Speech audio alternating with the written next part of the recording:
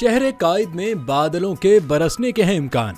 कब तक बरसेंगे बादल और कैसा रहेगा मौसम, आइए जानते हैं। महकमा मौसमियात ने शहर कायद में आंधी के साथ आज और कल यानी जुमेरात और जुम्मे को बारिश के बरसने की पेशगोई कर दी है। महकमा मौसमियात का कहना है कि बारिश से कबल आंधी आने का इम्कान है, जबकि इसी दौरान कहीं बूंदाबांदी, कहीं हल्की तो कहीं गरज चमक के साथ मूसलाधार बारिश का इम्कान है। इसके अलावा हब और कराची के शुमाली हिस्से में बनने वाले बादलों के बाइस कराची के मुजाफात में आंधी और शहर के दीगर इलाकों में गर्दालूद हवाएं चलेंगी।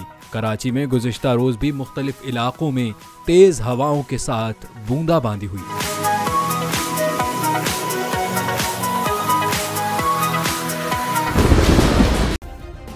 सब्सक्राइब करें और बेल दबाएं ताकि कोई खबर रह न जाए।